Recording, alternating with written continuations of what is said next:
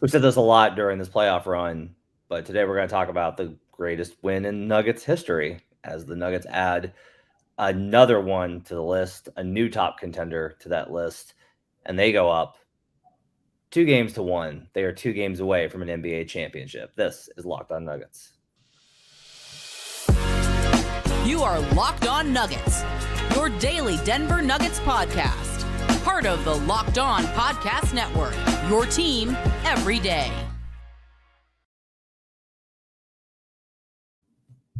Welcome to Locked On Nuggets, your daily Denver Nuggets podcast, part of the Locked On Network, your team every day. Thanks for making us your first listen. Appreciate you guys being with us on Thursday. I'm trying to keep track of what day it is. A Thursday, as we are set to bring you all the coverage that you need from the Nuggets' thrilling and brilliant Game 3 win over the Miami Heat in the NBA Finals, 109-94. We appreciate you guys making us your first listen on whatever platform that you've chosen, whether you're joining us on YouTube with folks like Joel Hart and Dr. Van Nostrand back in the house. The Manya's in here.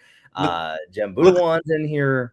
Icy Hot calls us the best duo in the world. He's talking about us, right? He's talking about us. Clearly. Yeah. Who else could he be talking about the best duo in the world? So we appreciate you guys joining us on whatever platforms. If you're on Apple Podcasts, make sure to give us those 5-star reviews. Just take a second, open up that app that you're listening to us on, and give us a 5-star review. We really appreciate it. Make sure to hit the like and subscribe button if you're on the old YouTubes. And thanks for joining us if you're on Spotify or whatever podcast app that you're using. We appreciate you guys making us part of your day and part of your week. My name is Matt Moore. I'm the senior NBA writer for the Action Network. I'm joined by Adam Mares from DNVR. Today's show is brought to you by Birddogs. Go to birddogs.com/lockedonnba. And when you enter promo code LockedOnNBA, they'll throw in a free custom Birddogs Yeti-style tumbler with every order. On today's show, we'll talk about the Nuggets win over the Miami Heat, 109-94 in Game 3 of the NBA Finals. We'll talk about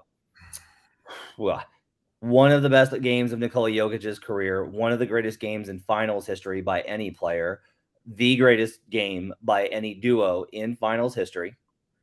That one's tough. We will talk about but close.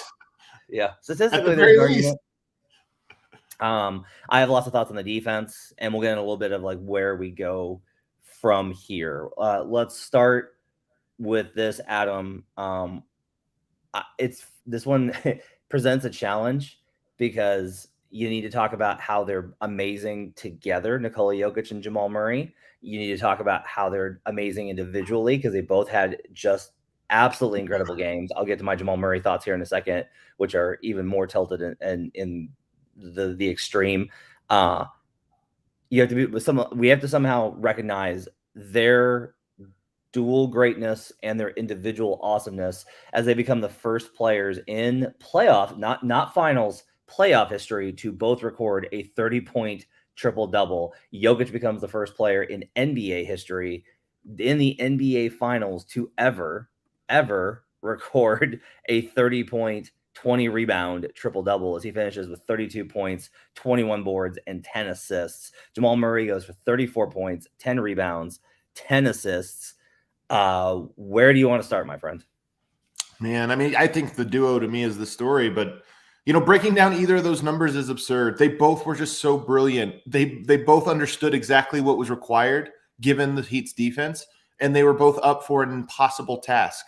Jokic, you mentioned the 30-20-10 game. This is his second one of the playoffs and his third one in 2 years. He had one last year in his sweep against the Suns. Or that was 2 years ago. He had it against the Suns, I believe, the 30-20-10 game. So you look at that and just go like, we're numb to it, Matt. We're numb to these numbers because they happen so often, like big, crazy numbers. But 30-20-10 only being done in the playoffs 5 times and 3 of them belonging to Jokic. It's absurd what he's able to do. And Matt, this game was at low possessions, 92 possessions. Usually a big stat number when you have a historic one. Maybe there's overtime. Maybe it was like, hey, this was a fast-paced game. Guys were making threes. It was all of that stuff. None of that happened. Slow-paced game, 5 total three-pointers. A game plan, a defense that's up for the challenge of making things as uncomfortable as possible, and yet you still get a 30-20-10 game, a 30-10-10 game from these two. You said one of the most impressive. It really is like a duo to be able to handle this. And I want to get into some of the basketball stuff here in a second about why that was what was required tonight. But before we get there, you just have to sit back and appreciate how absurd it is that they pulled that off last night.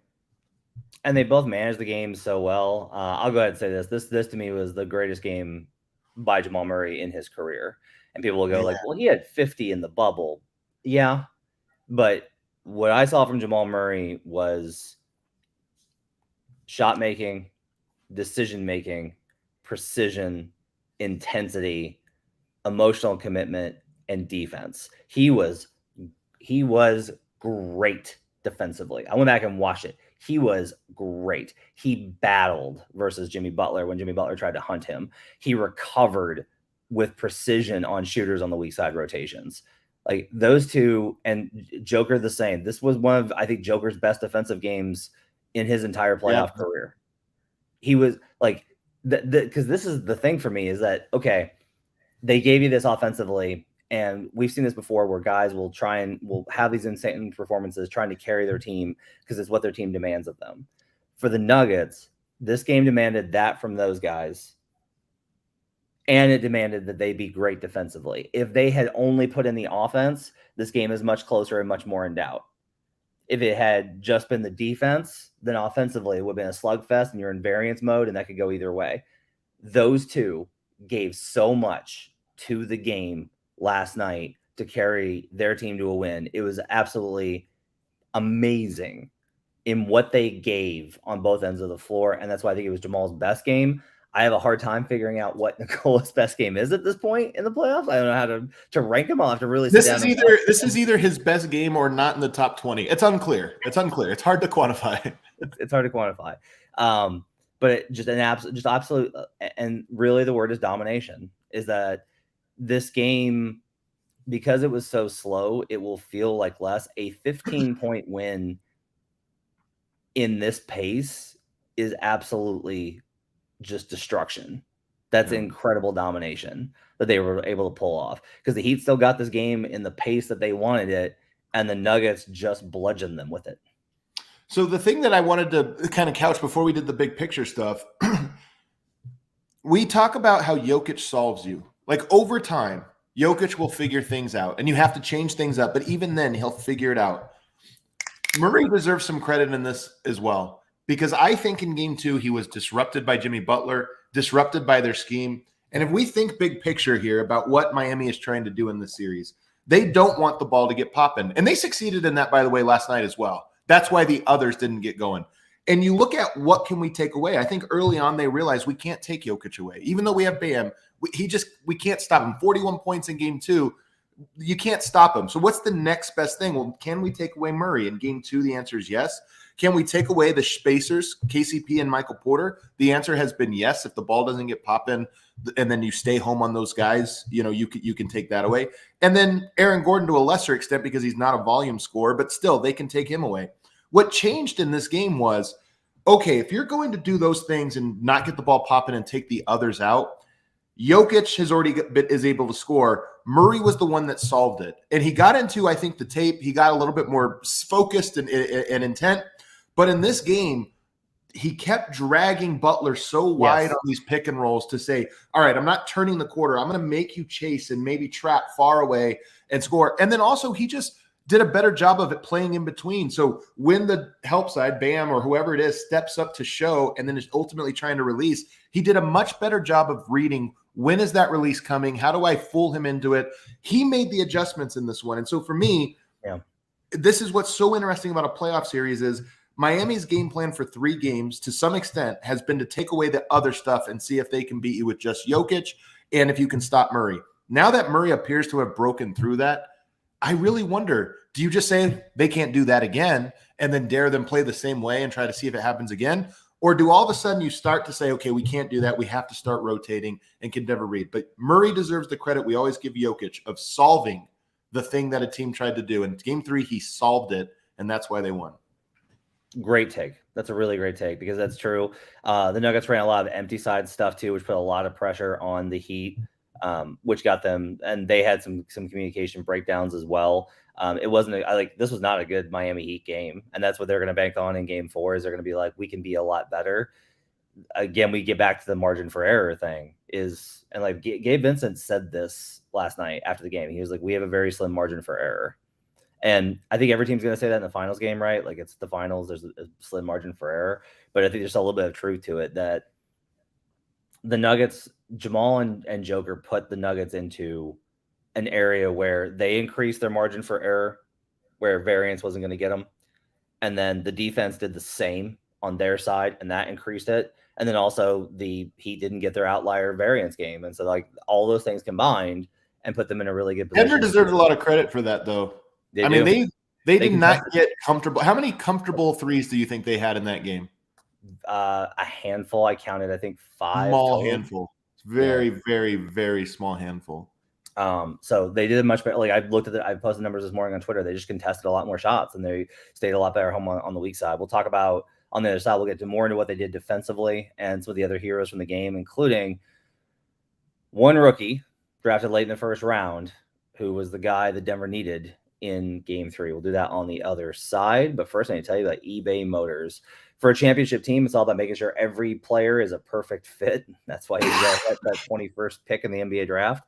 It's the same when it comes to your vehicle. Every part needs to fit just right. So the next time that you need parts and accessories, head to eBay Motors. With eBay Guaranteed Fit, you can be sure every part you need fits right the first time around. Just add your ride to My Garage and look for the green check to know that your part will fit or your money back. Because just like in sports, confidence is the name of the game when you shop on eBay Motors. And with over 122 million parts to choose from, you'll be back in the game in no time.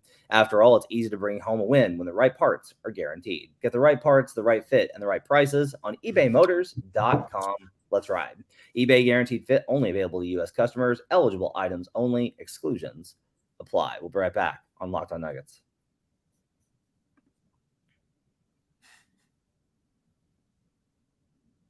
Back here on Locked On Nuggets. Thanks for joining us and making this part of your day. Hurricane got me again. He got me again with a comment. You got to stop that, Hurricane. I'm so tired. You can't do this to me this morning. Thanks for joining us on Locked On Nuggets. Appreciate you guys being with us on Thursday. We will do a pregame show tomorrow morning before Game 4. Getting you set for that game tomorrow. Today, we're going to mostly react to Game 3. Let's start with Christian Braun. I want to start there first, and then I'll get to some of my thoughts on the rest of the team, because I actually think the rest of the Nuggets had a better game than it looks like, especially on rewatch. So Christian Braun, I thought, was good in the first 2 playoff rounds. Thought he was good versus Phoenix. Thought he was good versus the Wolves. Didn't have monster games, but thought he was a net plus as he has been throughout the season. I thought he really struggled versus the Lakers series because of the size and physicality. And I thought that there was a role for him to play in this series, given less size for the Heat, more wings, and the need for more defense and the need for his kind of stuff. And in games 1 and 2, I thought he was really frazzled and a little bit unsure and was a little bit lost in the stuff. And his performance last night was so phenomenal. Not only the defensive stuff will everybody's going to focus on the offense. Christian has made plays every single game defensively. He's gotten steals. He intercepts passes. He can test guys. Jimmy Butler got him an ISO last night, trying to be like, all right, kid. All right, fine. You're going to make all these plays. Let's settle this down a little quick.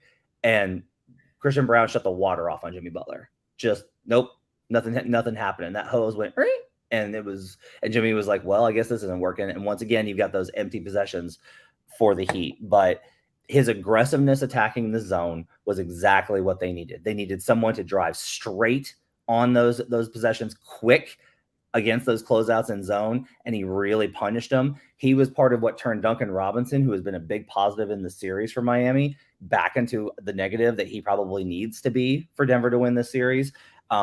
He played with poise. He played with composure. The passes to Nikola on those drives to find those opportunities.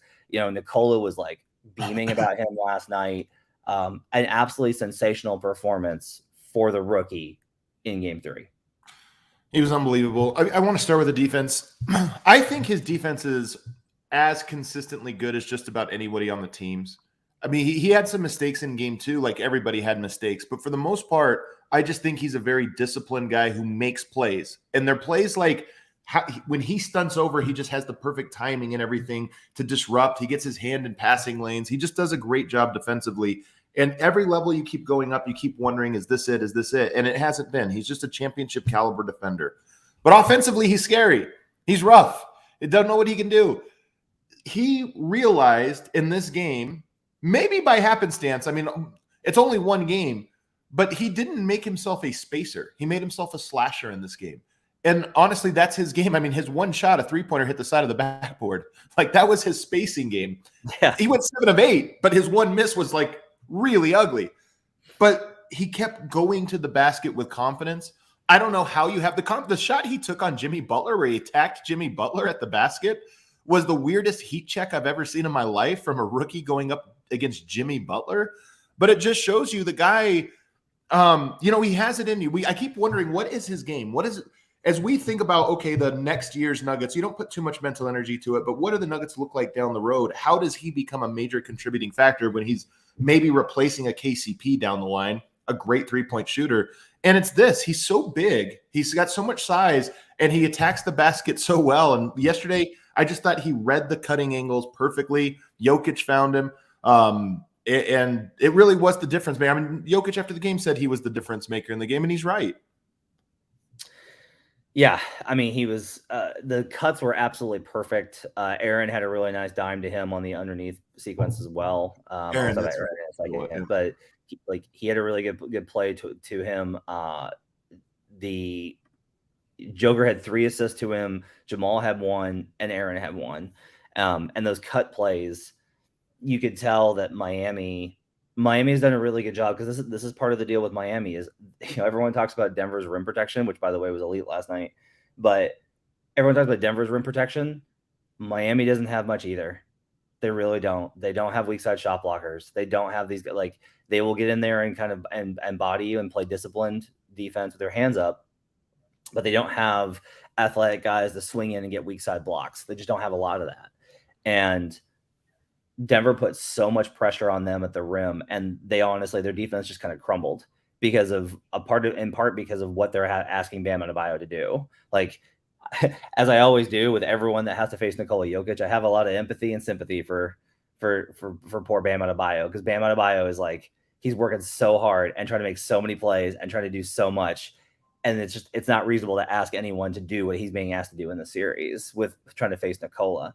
But Christian really, and breaking that zone, you could tell that Miami, once the Braun unleashed that flurry, being in the arena, not only were Heat fans like, oh, they're not going to do it, they're not going to pull off the comeback like they always do, but the Heat themselves had there was a little bit of like, man, they solved it. Like, yeah, we got away with it so long, and now we're gonna have to figure out something else, and they'll make some adjustments to it, because you will love being here. They were asking, and I need to do better about this today at media day, talk about their zone, but somebody was asking how much of the stuff was with you playing zone is stuff that you learned as a kid.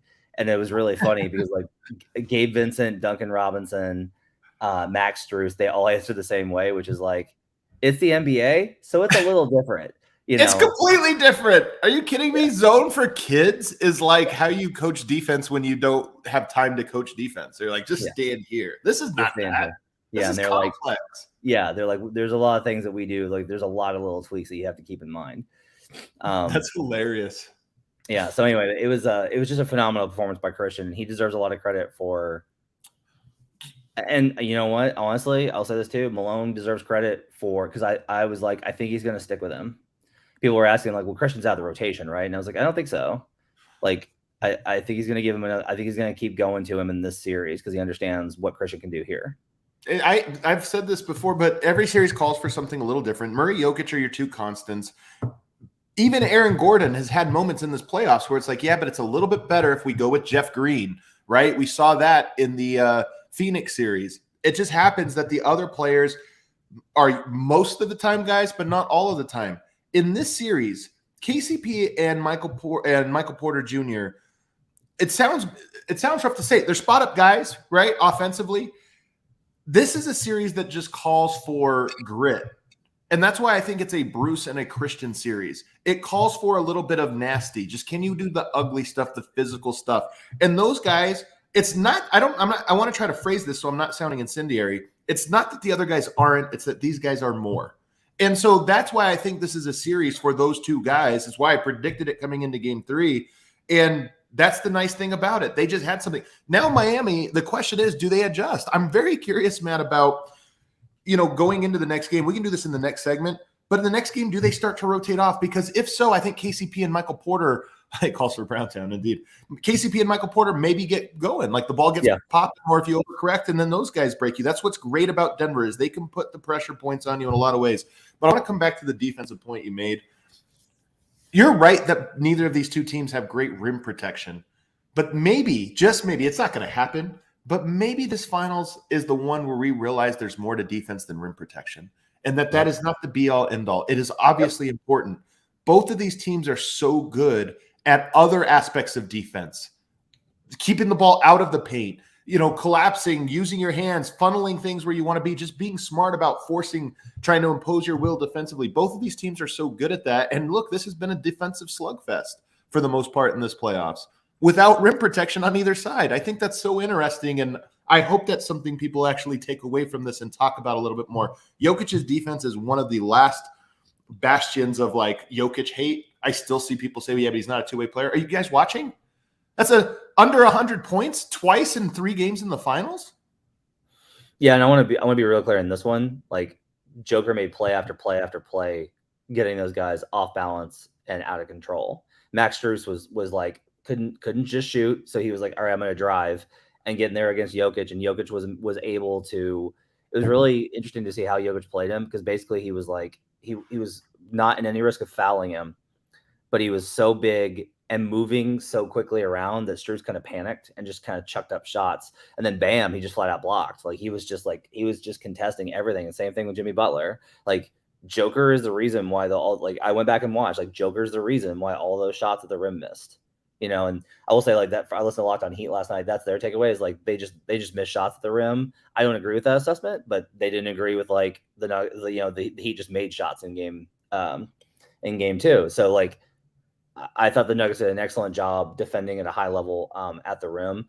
I do want to say I think I made this point to Harrison and some Denver folks last night. This is my read on KCP in this series. You kind of said like it calls for those other guys. I actually kind of like. I think KCP is of that mold. The problem with KCP in the series, honestly, this is the comparison I've had. You ever have one of those days where it's like nothing you do is working? Like you're like you go to the grocery store and you're like, oh, I'm just gonna reach up and get this box of cereal, and it knocks down 5 boxes of cereal. And then you go to the checkout line, and you get to the checkout line, and you've gone through everything, and you forgot your wallet, and it's in the car, and there's people behind you, and you've already gotten everything on the belt. Like that's KCP in the series, where it's like just the little things are going against him. And I don't think that KCP is playing poorly. I thought MPJ played poorly in game 2. I actually think he battled through in that third quarter and was trying to make plays in that third quarter. I agree. Michael Porter was not effective, but he did, I think, figure out how to play in the series. That's good. And like honestly, like that, especially the one he needed was the corner 3. There was a corner 3 in the third quarter that he had an absolutely diamond look on. It would have been huge. And it goes halfway down and rims out. Like it is in. It's funny. I'll have to go back and look because I remember it being just a straight brick. So no. I'll have to go back and see. Yeah, there was one that was like most of the way down. And if he hit that one, then like maybe that gets the lid off for him. And when I said earlier about it's not just shooting. If they're going to play you out, slashing becomes a little bit more important. Mm-hmm, yep. Bruce and Christian are better slashers than KCP for sure. Michael Porter has shown he has been that in the past, but he hasn't been yet. And I do wonder if that's part of his adjustment. Is like, okay, they're playing me tight. I got to find ways to set it up and go. Christian had success with it. Yeah, and I think with the way that the Heat are probably to make some defensive adjustments, KCP will probably be able to get to that mid-range jumper that he knocked down. Like when he finally got one to go, he'll be able to maybe get some more of those as well. You talked about all the things that Denver's done well defensively. We're going long, and I don't care. Like this is a massive win.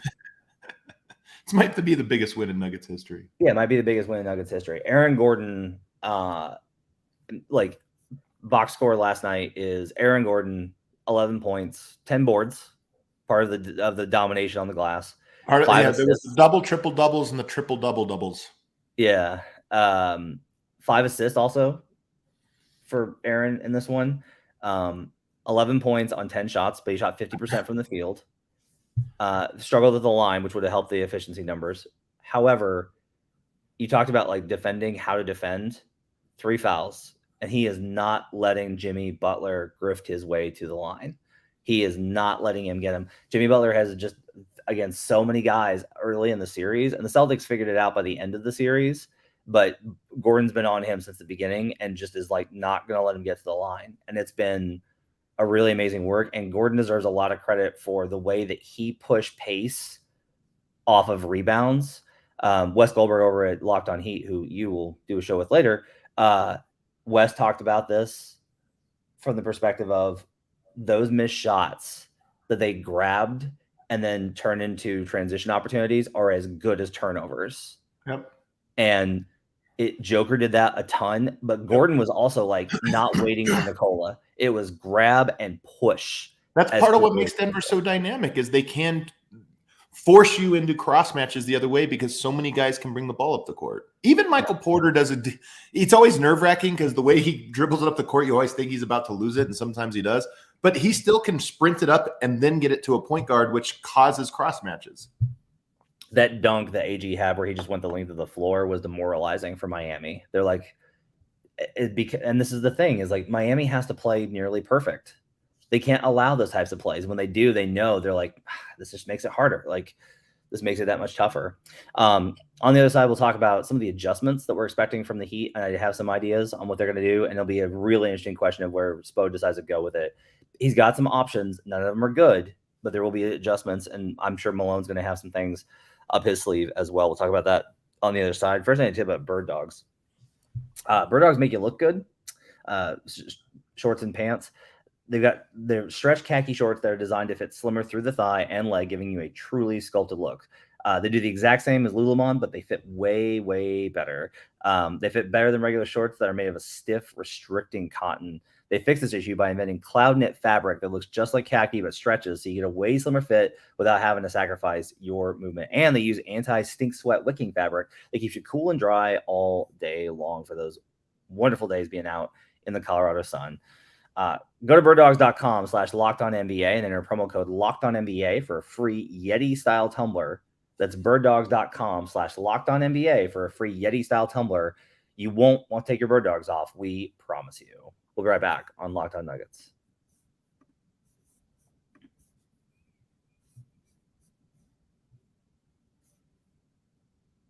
Back here on Locked On Nuggets. Thanks for joining us and making this part of your day. Appreciate you guys being with us as we talk about one of the massive performances. We're going to have to go back and do a recap. If they get through, we're going to have to go back and just break down some of these games again. I don't know if we got to do a watch along or whatever, just because these games have, Adam, I just don't have words for what Nikola did last night, for what Jamal did last night. These games, this is, it's easy when I think it's the team that you cover, or in your case, your favorite team, to extrapolate that into this was one of the greatest, blah, blah, blah, blah, blah. I'm very I try and be cognizant of history when I'm at the finals. These performances are all time. These are all time performances. There was a Sports Center graphic that was comparing what Jamal and Joker have done in the finals to Shaq and Kobe, and the numbers are not really close. It is wild. And this is all with low pace. Why are you using a big mouth shut? I reserve comment till a later date. Okay. Because you better believe I have that one in the chamber and have before whatever. I didn't even see what you're talking about, but I have it in the chamber should they get through this one. Yeah, your takes are going to be accurate. An absolute lava flow. Absolute accuracy. They're going to be absolute accuracy, Matt, and I cannot wait to unleash them.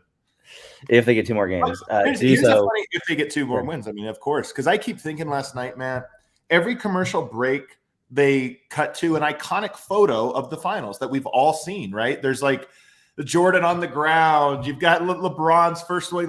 It's about damn time. All of those things, all these things that we've watched and remember. And I keep thinking, the team that wins gets that forever. You just keep coming back to remember all of this. And Denver is so close to it. But my, buddy D-Line over at DNVR, he has the great take when he was doing the MVP stuff. I don't get into the MVP stuff, but the case for Jokic over Embiid was that Jokic is Embiid and Harden. He's both. Well, last night we saw a stat that no duo had ever put up the points, rebounds, and assists that Jokic and Murray did. And not only that, only one trio ever has done that. So, and you know who it was? It was Jordan, Pippen, and I think Grant. It was Grant in 93. Yep. And so the take is, those two, are it's Jokic, Jordan, and Pippen and Grant. Jokic, Murray is all three of those guys somehow.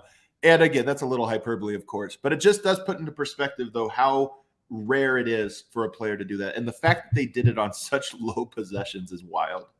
I want to do a correction real quick because we got a lot of comments on it. No duo in NBA history, regular season or playoffs, has ever had dual 30-point triple-doubles in the same game. Think about how many games have had 110, 120 possessions. Like how many games went to double overtime and 7 seconds or less Suns, like that era when it was Mavericks and Suns. Man. Yeah. And here we are. There's a couple of things that they can go to in game that he can go to in game 4. I am of the opinion that last night was damaging from this is my read, right? And it's confirmation bias here, but I will just tell you, like, one of the reasons I think Spo was so annoyed at the notion of making Joker into a scorer. Yeah. How's that going? Was in part because I think Spo realizes what he's up against. Like, I think Spo finds it really insulting to both his players and Nikola, the notion that like he can just come up with like a magic scheme that's going to solve everything. Or that you forced him to do something. Like if we just don't say Jokic, if we say Michael Jordan or something, if you're like, we forced him to do, you're like, you didn't force him to do anything. You prayed that this would happen, but you didn't force a great player to do anything. Yeah. They were. So like Spo, I think, realizes like he's running out of options here. And there's a couple of things that they can do. They tried trapping Murray last night and he shredded it. It did get him slower in the clock, but they did beat it, right? So like that's the battle here is like it gets them lower in the clock, which is what they want. But Brady Hawk had a bunch of good threads on this of basically just like you can't put 2 on Murray. You just can't get, and like this has been the whole thing, which is you're like, you gotta get the ball out of Jamal Murray's hands. And it's like, yeah, but then you've got Nikola Jokic 4-on-3 and you're dead. Like you're dead at that point. Right. If you do not convert that turnover, it's over. And so, especially with how the Nuggets are now cutting and getting more comfortable versus that. So I don't think that's necessarily the strategy. I don't know that they can do more zone. They'll probably go back and try it and dare Christian Braun to have that kind of game again, is, try and use that again. I wonder if it's, so in my opinion, Spo's got 2 options. He can go big to try and negate the overwhelming size advantage that Denver has, or he can go small and just be like, we have to loosen up and be willing to give up games in the one, like we have to get away from our identity, which is we don't want these efficiencies above 115, right? We don't want scoring games. We don't want to try and score with them, but go that route to try and keep pace because they can't win. Like they're trying to win slug out games with like the Incredible Hulk at this point, and that's causing a lot of problems for them. There's other things they can do in terms of, I don't think that they can do like start Highsmith and have him guard Nikola. Like they seem to be pretty much aware of like, we can't do what the Rui with AD backline thing. Bam's not that guy. You don't have the personnel. Yeah. Yeah. And so the only other thing I can think of is like, they just go super big and try and counter that way. But there's some other things that they can do. They'll probably go even further into daring, be like, well, look, MPJ's not hitting them. So let's like, maybe he's got a confidence issue. Let's make KCP and MPJ, even if it's open in rhythm, let's try and see if maybe those guys will miss. What do you think we're going to see in game 4? I really don't know. So I want to get to the point of what you're saying here is that Denver, again, as series reach their conclusion when teams run out of cards they can play that surprise teams or limit teams, if Denver went to, if Miami went to that one, they're like, we're going to dare Michael Porter to shoot. I just think he will make them. Like, Yep. especially there's less pressure. So I think they probably know that too. I don't think they think Michael Porter lost his mojo. They probably feel they've done a good job of taking him out of the game. So maybe they try that, because I do think there is something to, can you just change it up enough that Denver has to constantly think? Why last night was so encouraging to me, Jokic always figures his stuff out on the fly, but you need others to figure it out with you. And I thought Murray was right with him in lockstep of like, okay, they're doing this, we do this. Like, he just was also reading the court so well together. I don't know what we see, honestly. Look, Spoelstra's better than me at conjuring up ideas, so I'm going to allow him to kind of get in the lab and cook on this one. But to me, the bigger thing is less about what do they do defensively, because Denver had a 117 offensive rating last night, Matt. They only took 18 threes and they only made 5 of them. They had a 117 offensive rating. That would have been the second best in the NBA this year. That would have been better than their regular season average this year. And they did that in the finals without taking or making three-pointers. I think every team arrives at this at some point. You got to try to both outscore them while keeping the defense. I don't think anybody can do that, but I wouldn't be surprised if they tried to tilt the scales a little bit more offensively in their favor and tried to focus on that end and say, hey, can we get something going here? I don't think it'll work. Maybe that's a Tyler Hero moment. Maybe that's we're going to try to do this or that. But Denver got stops, and you referenced this earlier. All of the issues for Denver compound. If they don't get stops, it's harder to score. But when they do get stops, the successes compound so hard. And last night they got a lot of stops, and it made the offensive end a lot easier. So for me, I more wonder if Miami's going to try to say, hey, we have to score with this team. We cannot have offense like we had last night. By the way, per Clean the Glass, which removes garbage time, that's actually a 121 offensive rating. I mean, think about that, Matt. Without three-pointers? Yeah. Against a top defense that's extremely smart and malleable? Yeah. It's actually, it's crazy. It's crazy. A couple other smart notes. Jared Dubin noted that Jokic scored more points directly as a screener in a Murray pick and roll than in any game of their careers last night. It was like you've been building every single season the Murray Jokic two-man game to this point, and they finally were like, all right, let's just unleash it at him, and went full bore. Mike Prada of The Athletic had some really good commentary on how the Nuggets changed the angle of their screens to get some more clearance on things like that. And it did a lot better. So a lot of good coverage out there for you to check out. By the way, I had a note of that in the list about the angle of screens for this. This is a big part of it. When people talk about adjustments, you always think about the major ones, personnel or like completely different things. Sometimes it literally is, do the screens get set a little higher? Are they flat? Are they angled? Are they side? Are they Are they flipped? Little things like that can have huge trickle effects. Even I talked earlier about Murray dragging the defense wider. Those things are all like little tweaks, but they can have a huge impact. Finally, kind of a big picture thing, I will say this, is that Harrison and I were talking last night, and we were both a little bit like, we didn't know how this is going to go. And I've said to in a lot of group chats, like, I got to stop doubting them. Like, I keep doubting them every time they get shook, and I'm like, I don't know. And then like when they come in, I think I'll know if they reach a point where they don't have it. They're like, I said this on the show yesterday. I was like, their attitude was exactly what I would have wanted to hear, which is like they were relaxed. The Nuggets. Oh, they were relaxed. They were calm on Tuesday. They were relaxed. They were calm, and they were confident. They were like, yeah, there's a lot we got to do better, but it's all stuff that we can do better. Jimmy Butler's trying to walk the same line. His message last night was like, a lot of this just gets fixed if we just play harder. Like, we just got to play with more effort. Spo's thing, he mentioned 50-50 balls about 800 times in that one. So they're going to feel like they can play with more effort and force. It'll be interesting to see what this game looks like if both teams bring that intensity, because I do think Denver recognizes that they've got a shot at a knockout punch. That's the first time in the series that they've had that chance, right? Like, you go up 2-0 and it's like, well, we still got to go to Miami. If they go up 3-1, that's a knockout punch. And so game 4 is going to be absolutely massive, because it's going to be, the Heat are going to throw everything at the wall as well. I agree. I mean, it'll obviously be another dogfight. I mean, Denver had it in them tonight to win comfortably, and maybe they have it in them to win comfortably again, but it's going to be another one that requires this level of focus, energy, attention to detail, and all of those things. But I am excited to see like who steps up in this next one. I do think it's a little bit less pressure. You're right that there's the knockout punch aspect of it, because if you go up 3-1 and then you get to come home for 2 out of 3, like that is, you're pretty comfortable. But we'll see. The other thing I'll say is this is the game that only has 48 hours. This is the only game that only has 48 hours between tip-offs, right? They play on Friday.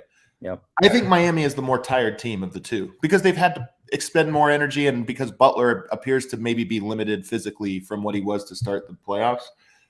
I think that actually gives Denver advantage, even though Denver played their guys more minutes in this game, 44 for Jokic, 45 for Murray. It's a lot of minutes, but I still think that this one favors Denver on the quick turnaround.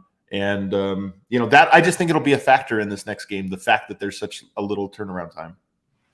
All right, that's going to do it for Locked On Nuggets. Thanks for joining us, making this part of your day. Make sure to rate, review, and subscribe. Hit the like and subscribe button on the old YouTube. Send the show to a friend. Everyone's on the bandwagon. Tell them to hop on. Tell them if you want the best coverage. Check out Locked On Nuggets and the DNVR show.